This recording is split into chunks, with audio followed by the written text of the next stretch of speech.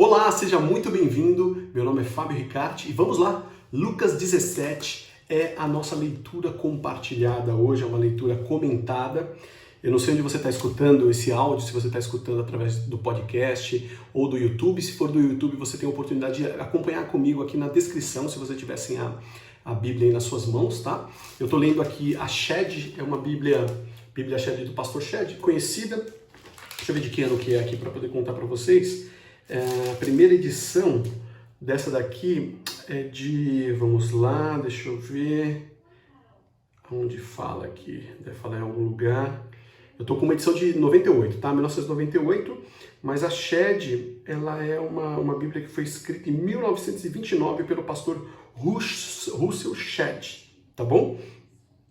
Aqui a versão, ela é revista e atualizada do Brasil, então você tem outras versões também, essa especificamente é o Antigo e o Novo Testamento revista e atualizada do Brasil, tá bom? E vamos lá, Lucas capítulo 17, acompanha comigo aí. Os tropeços. Disse Jesus a seus discípulos: é inevitável que venham escândalos, mas ai do homem pelo qual eles vêm. Melhor fora que se lhe pendurasse ao pescoço uma pedra de moinho e fosse atirado no mar do que fazer tropeçar a um desses pequeninos. Eu vou continuar a leitura aqui e depois eu volto com alguns comentários, tá, de cada parte aí, principalmente daquilo que o Espírito Santo falar de maneira muito forte assim no coração. E aí, continuando, diz assim, Lucas capítulo 3. Lucas capítulo 17, no verso 3. Quantas vezes se deve perdoar a um irmão? Acautelai-vos se teu irmão pecar contra ti. Repreende-o, se ele se arrepender, perdoa-lhe. Se por 7 vezes no dia pecar contra ti, e 7 vezes vier ter contigo dizendo, estou arrependido, perdoa-lhe. Então disseram os apóstolos ao Senhor, aumenta-nos a fé. Respondeu-lhe o Senhor, se tiverdes fé como um grão de mostarda, direis a esta amoreira, arranca-te e transplante-te no mar, e ela vos obedecerá. Qual de vós, tendo um servo ocupado na lavoura, ou em guardar o gado, lhe dirá, quando ele voltar no campo, vem já e põe-te à mesa? E que antes não lhe diga, prepara-me a ceia, cinge-te e serve-me, enquanto eu como e bebo, depois comerás tu e beberás. Porventura terá de agradecer ao servo, porque este fez o que lhe havia ordenado? Assim também vós, depois de haverdes feito quando vos foi ordenado, dizeis, somos servos inúteis, porque fizemos apenas o que devíamos fazer.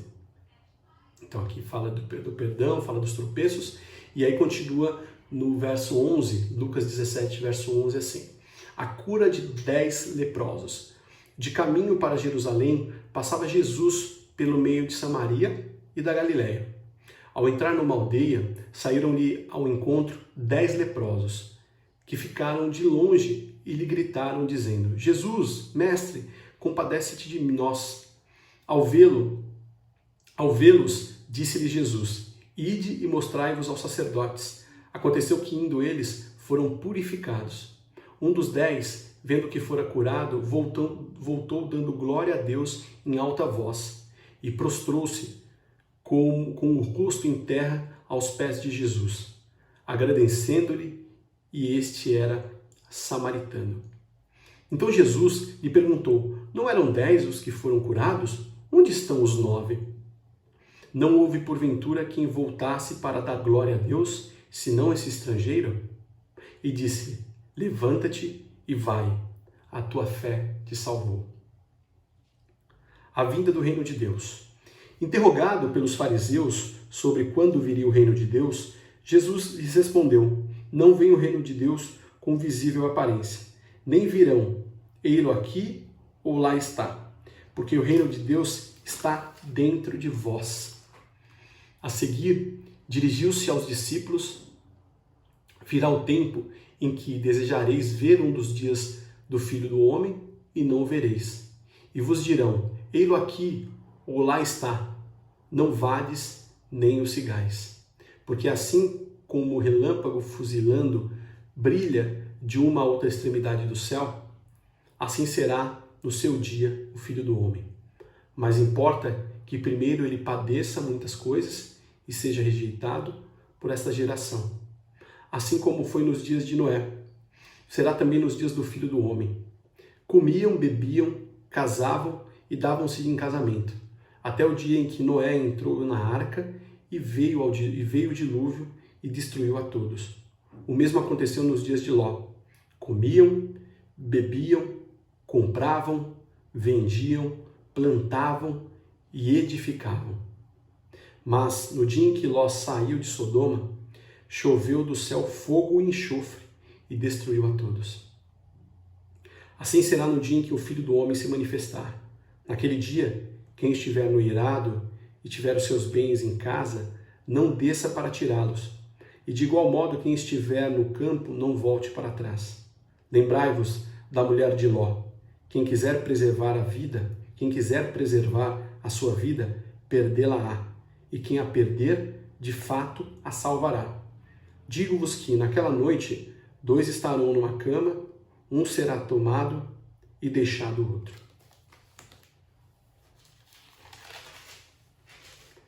E aí o verso 35, 2 mulheres estarão juntas moendo, uma será tomada e deixada a outra.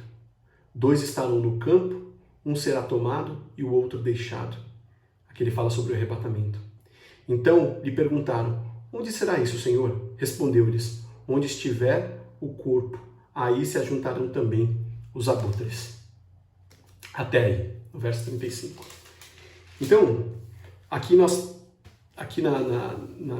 em Lucas capítulo 17, a gente trata de 2 pontos fundamentais, tá? 3, aliás. Primeiro, Jesus fala de quantas vezes se deve perdoar um irmão, depois a cura de 10 leprosos e, por último, a vinda do reino de Deus, tá? Eu vou buscar aqui as referências e os comentários baseados em cada item, tá? E coisas que vão surgindo também relativas à nossa leitura, eu quero compartilhar com vocês agora.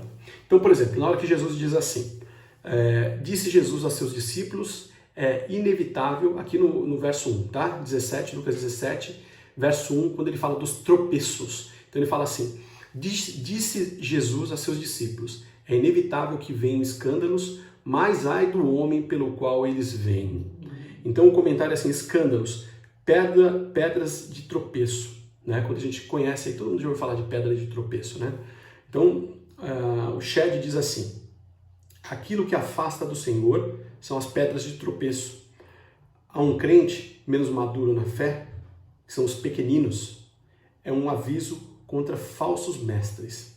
Então esse ponto aqui, ele trata exatamente, ai daqueles que escandalizam os novatos, né? Ai daqueles que tratam dessa forma. Então Jesus deixa muito claro aqui a importância de ser exemplo, tá bom? De ser exemplo, de fazer com que a nossa vida seja um exemplo, principalmente para aqueles que estão começando na fé, que são o que ele chama aqui de os pequeninos, né? Melhor fora que ele pendurasse ao pescoço uma pedra de moinho e fosse atirado no mar do que fazer tropeçar a um destes pequeninos, tá bom? Aí no 17,4, que aí a gente está falando aqui quantas vezes se deve perdoar um irmão, Jesus diz assim no 3, acautelai-vos, se teu irmão pecar contra ti, repreende-o, e se ele se arrepender, perdoa-lhe. Se por 7 vezes no dia pecar contra ti, e 7 vezes vier ter contigo, dizendo, estou arrependido, perdoa-lhe. Então ele diz 7 vezes, isto é, sem limite, 70 vezes 7. Temos a obrigação de perdoar o arrependido, assim como Deus perdoa. Então, é tão importante a gente compreender, né? Um irmão, quando ele coloca aqui um irmão, significa alguém que está caminhando contigo também. Alguém que não erra por falta de escrúpulo, mas erra por não ter compreendido ainda, por falta de consciência muitas vezes. E a gente aprende, né, que o erro faz com que a gente caminhe, e quando a gente toma consciência do erro e se arrepende do erro, ali existe um aprendizado verdadeiro, né? O arrependimento, ele traz esse aprendizado verdadeiro, e é dessa forma que a gente precisa compreender, e compreender o irmão, compreender aquele que errou conosco, e perdoar quantas vezes for necessário. É dessa forma que a gente vive o evangelho verdadeiro, é dessa forma que a gente se coloca como um cristão de maneira sincera, pura e verdadeira. É difícil, claro que é difícil. Às vezes você tem ali até um irmão mesmo, um irmão que da família que erra constantemente. Você fala, quantas vezes eu vou ter que perdoar? Perdoa quantas vezes for necessária, principalmente se é um irmão, principalmente se é alguém que você percebe que está arrependido de fato. Tá bom? Indo à frente, a gente vai no 17:5, que ele fala assim: então disseram os apóstolos ao Senhor, aumenta-nos a fé. Então os apóstolos chegam até ele e pedem para aumentar a fé. É tão essencial a fé para perdoar como para receber perdão. Então aqui ele trata exatamente do conceito de perdão, né? A fé é necessária, né? A gente estava tratando sobre isso, né? Eu falei sobre isso agora. Eu estou lendo aqui e aprendendo com vocês também. Então coisas vão surgindo, ideias vão surgindo, né? E eu gosto muito do conceito de perdão quando você entende que você perdoa não pelo outro, né? O perdão é um dos atos mais individuais que existem, porque o perdão ele te liberta, né? Toda vez que você carrega alguém, carrega a mágoa de alguém, você carrega alguém com você todo o tempo. Da mesma forma, quando você perdoa, você se liberta do peso. Então, primeiramente, por você precisa perdoar. Claro, para você poder ser livre, para ter o coração livre, para ter o coração puro, é claro que o perdão ele é fundamental para você exercer essa liberdade, porque senão você se torna escravo do outro, ao invés de odiar, né? Você perdoa, e aí você se liberta de verdade. É como se libertar de grilhões, né? Como você está preso numa amarra, né? Numa corda, e de repente quando você perdoa, você vive a liberdade completa dessa prisão mesmo, né? O ódio, o rancor, ele, além de te afastar da presença do Criador, da presença do Espírito Santo de Deus, o Espírito Santo é interessantíssimo, como um amigo, assim, ele é extremamente educado. Ele não vai invadir de maneira nenhuma o espaço que você não permitir. Da mesma forma, se você permitir, vem o Espírito Santo, entra, ocupa cada espaço do meu ser, sem dúvida, ele faz morada, ele se faz presente e te ajuda a enfrentar com fé essas dificuldades até no próprio perdão. Então o perdão ele é uma forma, é uma vingança. A melhor vingança é o perdão. A melhor vingança é o perdão. Porque primeiro que você anula o mal, segundo que o rancor, a maldade, tudo aquilo que poderia te afastar da presença de Deus é anulado por consequência, tá? E o outro, se o outro não recebe o teu perdão, simplesmente tudo aquilo que você entrega para o outro é exatamente aquilo que você tem. Se o outro não recebe, volta para você. Então perdoa para que você seja liberto. E de verdade é a melhor forma de vingança. Às vezes a gente quer, não, preciso exercer, a pessoa precisa entender. O que Deus ensina aqui é que busca fé para perdoar. E se você precisar entender que isso primeiramente, pensar em si, é verdade, a primeira coisa é pensar em si, porque se você não perdoa, você vive numa prisão, você não se aproxima de Deus, você não entende o amor verdadeiro, o amor que quebra todo tipo de cadeia, todo tipo de prisão, tá bom? Bom, aí a gente avança aqui no verso 6, que diz assim: respondeu-lhe o Senhor, se tiverdes fé como um grão de mostarda, direis a esta amoreira, arranca-te e transplanta-te no mar, e ela vos obedecerá. Então, olha o tamanho da fé, se você tem fé. Então Jesus está comparando aqui. E o Shelley diz assim: fé, não maior que um grão de mostarda, mas vivificada pelo Espírito, faria milagres, dentre os quais o maior seria a capacidade de perdoar. É necessário fé para perdoar. Você está entendendo? É necessário muita fé para perdoar. E o perdão é maravilhoso. O perdão é maravilhoso, mas é necessário muita fé. E se você tiver a fé do tamanho de um grão de mostarda, que é o menor grão de todos, a mostarda é muito legal, né? Porque o grão de mostarda ele é um dos menores. Mas quando você planta, ele se torna numa árvore com uma cópula, né, enorme e que faz uma sombra maravilhosa. Se você entende isso, né, se você tiver um grãozinho de mostarda, você é capaz de exercer toda e qualquer autoridade e principalmente você vence esse mal que é o rancor, que te afasta do teu melhor, que te afasta das prioridades da tua vida, né, porque é isso que acontece normalmente, essas confusões verdadeiros espíritos de confusão, né, que acontecem na nossa vida e que nos afastam do verdadeiro propósito da nossa vida, das coisas que a gente precisa realizar de fato. Primeiro, você tem que buscar isso, entender qual é a tua identidade, qual é a minha identidade, a sua imagem e semelhança do Criador. Segundo, para que eu estou aqui? O que eu estou fazendo aqui? E toda vez que você pratica o perdão, você fica mais próximo do teu propósito, você clarifica cada vez mais aquilo que você precisa fazer. Exerce o teu propósito, busca o teu propósito, exerce o perdão a todo momento, se vinga com perdão e exerce um amor verdadeiro de Cristo. Bom, no verso, aí avançando aqui, fé, eu vou para o 10, tá? Vou pular para o 10 aqui, então Jesus fala, respondeu-lhe o Senhor, se tiveres fé como um grão de mostarda, direis a esta moreira, arranca-te e transplanta-te no mar, e ela vos obedecerá. Aí na sequência ele diz assim, qual de vós, tendo um servo ocupado na lavoura, ou em guardar o gado, lhe dirá, quando ele voltar no campo, vem já e põe-te à mesa. E que antes não lhe diga, prepara-me a ceia, cinge-te e serve-me, enquanto eu como e bebo, depois comerá tu e beberás. Porquanto terá de agradecer ao servo, porque este fez o que lhe havia ordenado, assim também vós, depois de haverdes feito, quando vos foi ordenado, dizeis, somos servos inúteis, porque fizemos apenas o que devíamos fazer. Então aqui no verso 10, ele fala inúteis. Inúteis, Deus não é nosso devedor, mesmo quando fazemos tudo quanto Ele pede. O escravo não tem direito. O escravo não tem direito. Deus não é nosso devedor, mesmo quando fazemos tudo quando Ele pede. O escravo não tem direitos.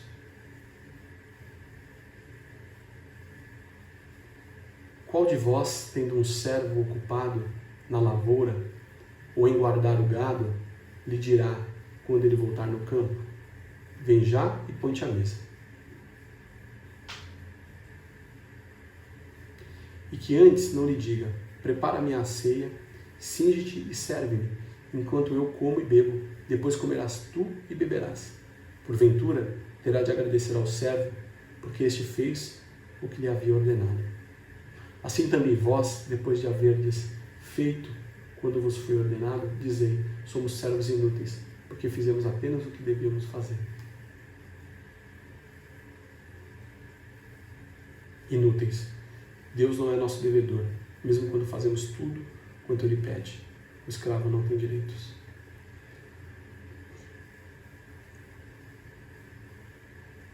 Então, do verso 7 ao 10,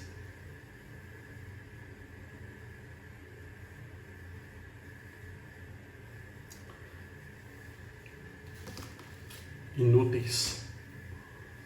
Do verso 10 aqui, quando ele fala de inúteis, Deus está falando Jesus aqui, ele explica claramente que Deus não nos deve nada. É graça. Você entende? É graça. Até a vinda de Jesus, existiam aqueles que seguiam a lei, que achavam que eram salvos, porque seguiam à risca a lei. Com a vinda do Messias, a gente vive um período da graça. E essa graça, ela é dada de graça. Deus não te deve nada. Ao mesmo tempo que você tem tudo, porque você está próximo dele. No último capítulo que nós lemos ali no verso, em Lucas 16, que Jesus fala sobre o administrador infiel, né? E trata também, acho que no verso 15, sobre o filho pródigo, que mesmo não tendo direito a nada, o Senhor, ele celebra cada vida, cada um de nós, porque você é importante, porque eu sou importante, porque nós somos importantes. E ainda que nós sejamos aqui inúteis por fazer apenas aquilo que Ele nos pede, Ele nos ama. Então não acha que você vale muito não, tá?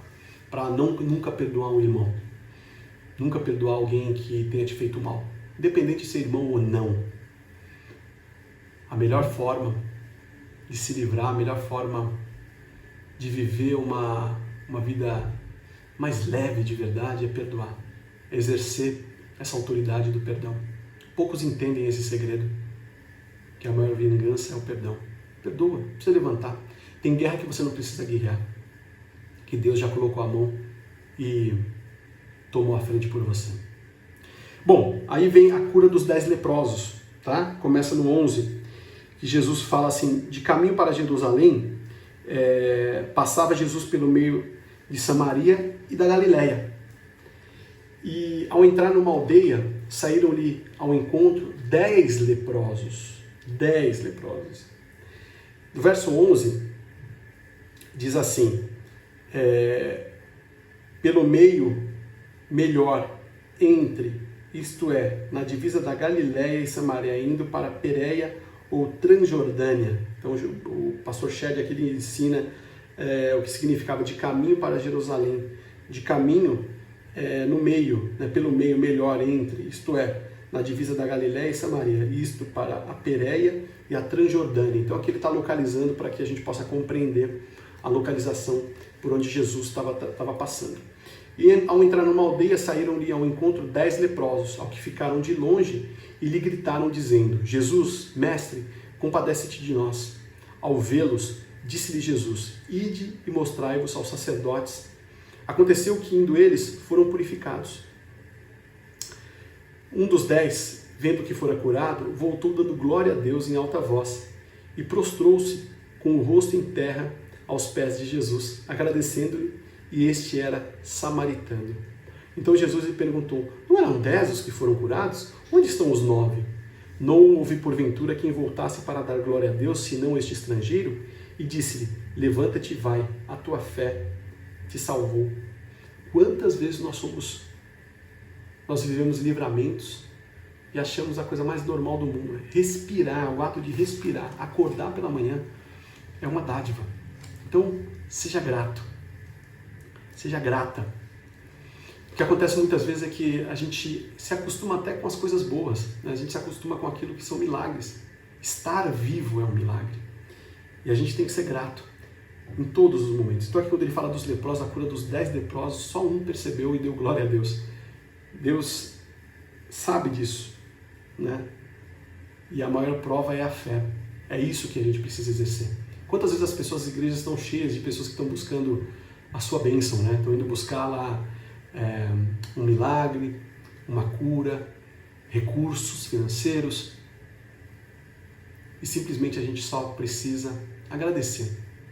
Ainda que a gente passe por desafios ou esteja vivendo um desafio muito grande nesse momento, agradeça. Agradeça porque até isso é especial. Você está sendo tratado para ser aprovado.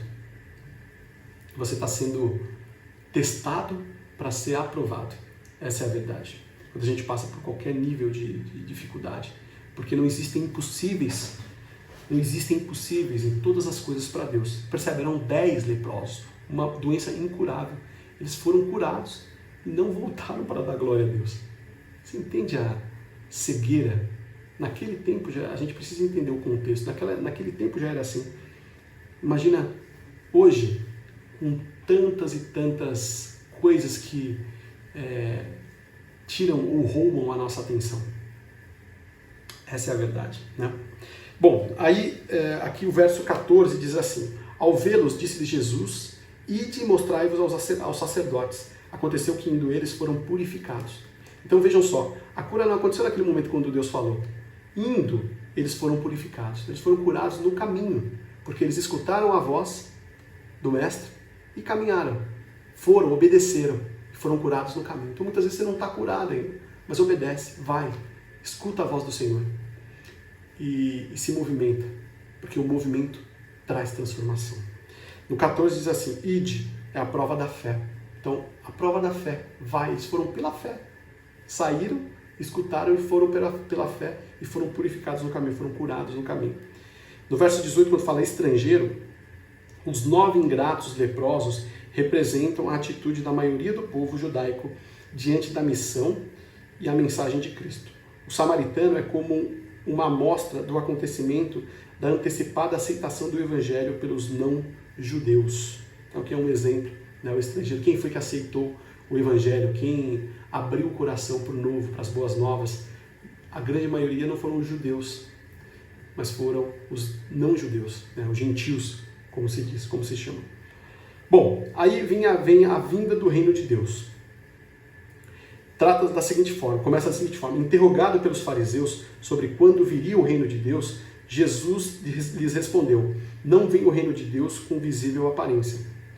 Visível aparência, no grego, significa paratereses.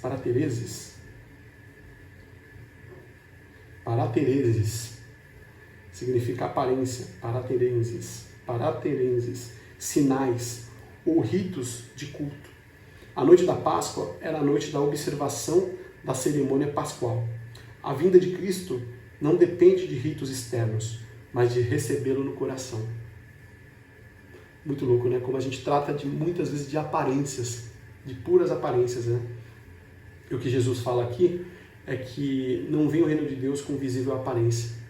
Então, é aqui no coração, no centro das nossas emoções, onde Deus fala diretamente conosco, todos os dias, se assim você permitir. Depois, no verso 21, diz assim: nem dirão, ei-lo aqui ou lá está, porque o reino de Deus está dentro de vós. Dentro de vós. No grego, o grego pode significar dentro ou no vosso meio. No grego, na tradução.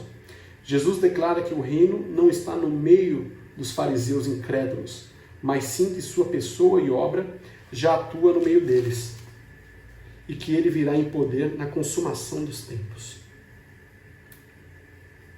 A consumação do tempo é a segunda vinda de Jesus. A gente pode tratar disso depois com um pouquinho mais de detalhes por aqui, mas para vocês entenderem quando ele diz da consumação.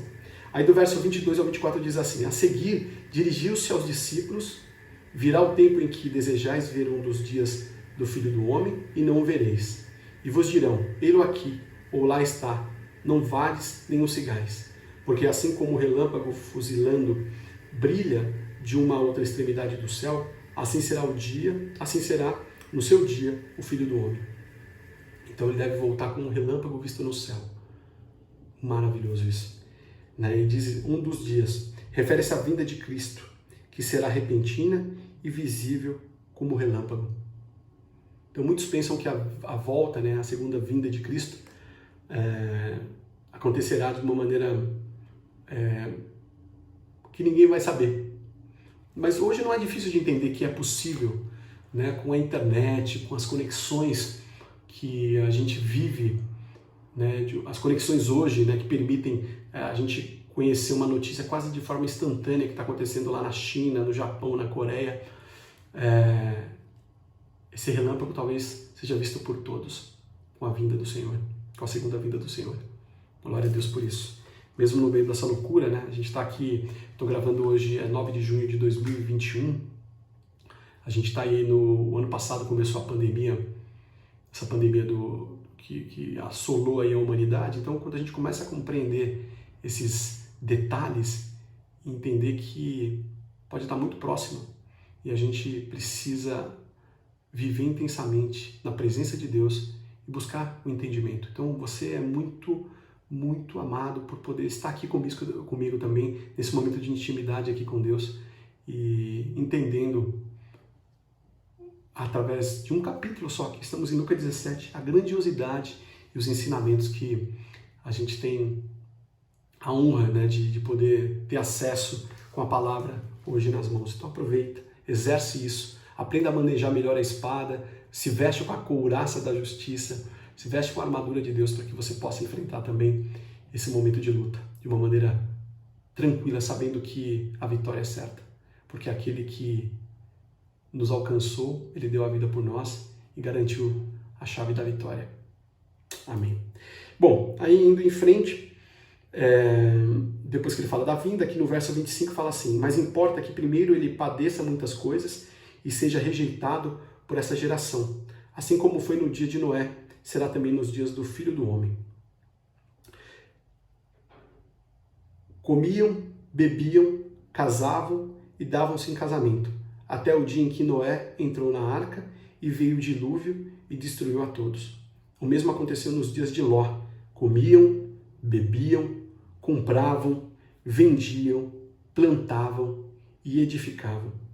Mas no dia em que Ló saiu de Sodoma, choveu no céu fogo e enxofre e destruiu a todos. Assim será no dia em que o Filho do Homem se manifestar. Naquele dia, quem estiver no eirado e tiver os seus bens em casa, não desça para tirá-los. E de igual modo, quem estiver no campo, não volte para trás. Lembrai-vos da mulher de Ló. Fantástico. Quando existe uma comparação aqui, comiam, né? Eles falam comiam do 27 ao 29, nos dois momentos, tanto nos momentos de Noé, nos tempos de Noé, quanto nos tempos de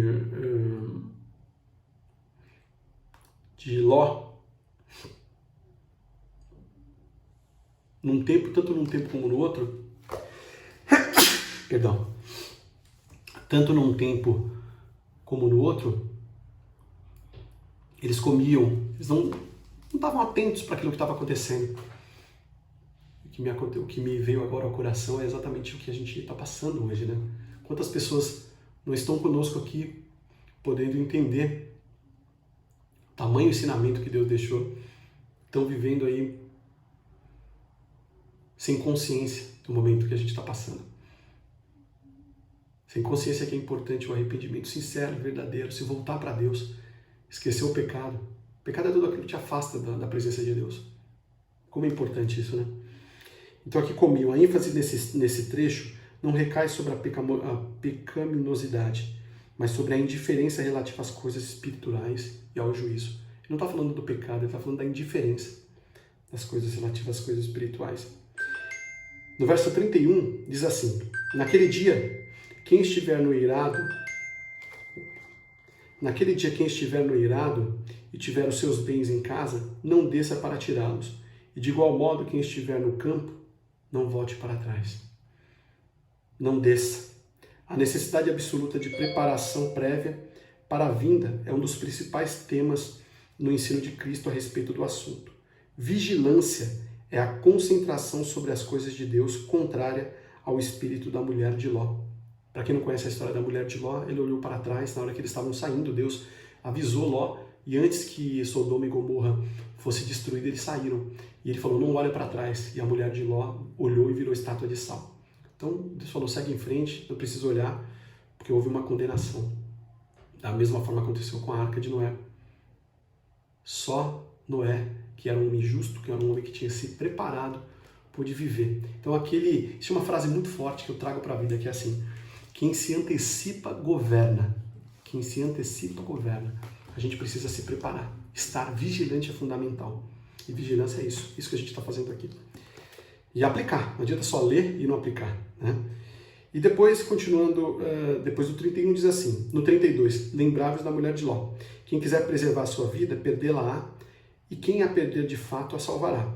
Digo-vos que naquela noite 2 estarão numa cama, um será tomado e deixado o outro. Aqui ele começa a falar do arrebatamento, né? Do 34 ao 35 fala assim, em alguns lugares do globo esta vinda de Cristo ocorrerá de madrugada, antes do sair do sol. Alguns estarão dormindo, outros preparando o pão do dia. Isto simboliza o novo dia que Cristo inaugurará, afastado do julgamento. Então no 34 e 35, quando ele fala assim, digo-vos que naquela noite 2 estarão numa cama, um será tomado e deixado o outro, e depois vem 2 mulheres estarão juntas moendo, uma será tomada e deixada a outra, 2 estarão no campo, um será tomado e o outro deixado.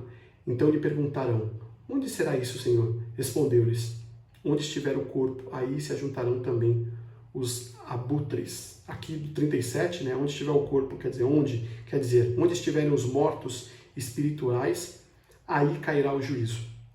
Os abutres eram reconhecidos pela velocidade com que alcançavam a sua rapina. Indicam o juízo súbito, sem escapatória. Até aí. Muito profundo, né? Muito profundo, Lucas 17. quando Deus trata exatamente até aqui do arrebatamento, né, das pessoas que estão preparadas e aquelas que não perceberam ainda receberão um juízo de súbito, nem perceberão. Até aí.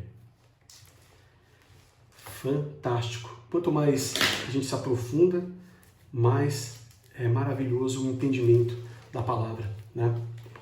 Quero te agradecer por estar comigo em mais essa jornada aqui, mais esse dia de jornada da leitura.